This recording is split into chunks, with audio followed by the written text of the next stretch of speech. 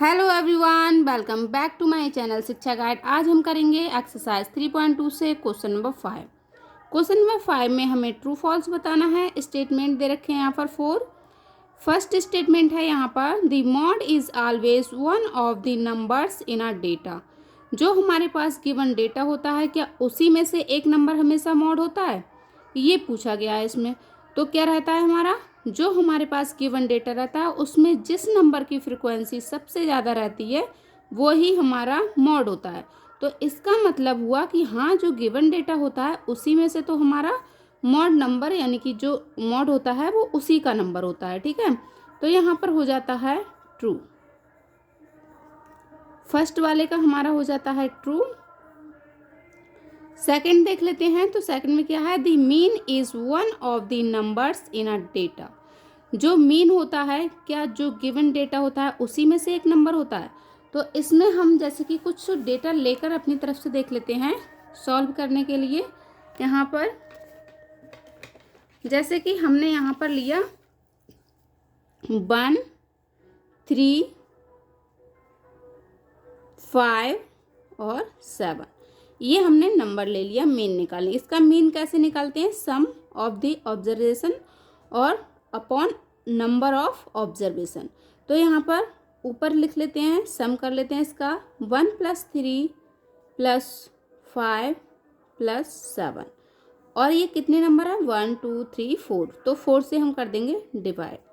अब यहाँ पर इसको ऐड करेंगे, 1 + 3 4 होता है, 4 + 5 9 और 9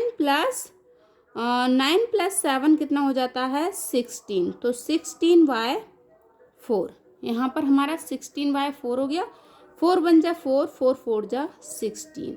तो यहाँ हमारा 4 आया, यानी कि मॉड कितना आया, वो मीन कितना आया है हमारा यहाँ पर 4 आया है। और हमसे पूछा गया था क्या जो डेटा दे रखा होता है क्या उसी में से एक नंबर हमेशा मीन आता है। तो ये रॉन्ग है, यानी कि फॉल्स है, क्योंकि इसमें 4 तो दिया ही नहीं है, लेकिन आंसर हमारा मीन का कितना आया है 4 आया है। इसका मतलब ये हो जाता है हमारा फॉल्स। सेकंड का हो जाता है फॉल्स।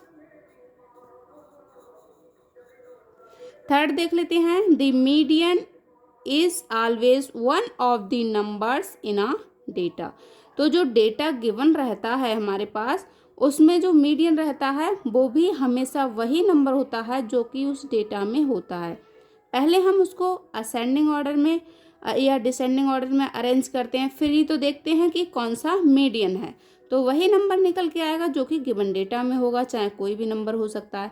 तो ये भी हमारा हो जाता है ट्रू। थर्ड का ट्रू हो जाता है। फोर्थ का देख लेते हैं, दी डेटा, यहाँ पर डेटा गिवन है हमारे लिए हैज़ मीन 9। तो इसका जो मीन निकल के आएगा इसका, तो क्या वो 9 होगा। तो ये तो हमें सॉल्व करने के बाद ही पता चलेगा, इसको सॉल्व करके देखते हैं तब बताएंगे कि ट्रू है या फॉल्स है। तो इसमें जो डेटा दे रखा है हमारे पास वो कितना है 6 4 3 8 9 12 13 और 9। तो इसमें मीन निकालने के लिए हम क्या करते हैं, मीन इक्वल टू हमारा हो जाता है sum of observation upon number of observation. तो डायरेक्टली यहाँ कर लेते हैं।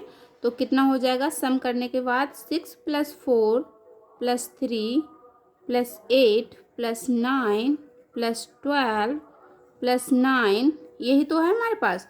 और कितने नंबर है यहाँ पर 1 2 3 4 5 6 7 नंबर हैं हमारे पास। देख लेते हैं एक बार, 1 2 3 4 5 6 7 8 नंबर हैं। इसमें कुछ मिसिंग है, इसमें 13 हमारा नहीं लिखा गया है। तो 13 हम सबसे लास्ट में लिख लेते हैं क्योंकि ये छूट गया है। ठीक है, तो 13 लिख लेते हैं यहाँ पर। 1 2 3 4 5 6 7 8 नंबर हमारे पास यहाँ हो जाते हैं, जिससे हम डिवाइड करेंगे। तो यहाँ पर हम इसको ऐड करेंगे, तो ऐड करने से कितना हो जाएगा 6 + 4 10 होता है, 10 + 3 13 होता है, 13 + 8 21 21 + 9 30 30 + 12 कितना हो जाएगा 42 42 + 9 कितना हो जाएगा 42 + 9 51 51 + 13 कितना हो जाएगा 64, 64/8। यहाँ पर 8 1 ज़ा 8, 8 8 ज़ा 64। तो यहाँ हमारा क्या आ रहा है, मीन आ जाता है हमारा 8। ठीक है, और हमें दिया गया था क्या, इसका मीन कितना है 9 है, तो 9 तो इसका मीन निकल के ही नहीं आया है, इसका मतलब ये भी हमारा हो जाता है फॉल्स, जिसको हम लिख लेते हैं कि ये हमारा हो जाता है फॉल्स। ठीक, तो इसके 4th पार्ट थे जो कि हमने कंप्लीट कर लिए हैं। मिलते हैं नेक्स्ट वीडियो में नेक्स्ट क्वेश्चन के साथ, तब तक के लिए bye bye and take care.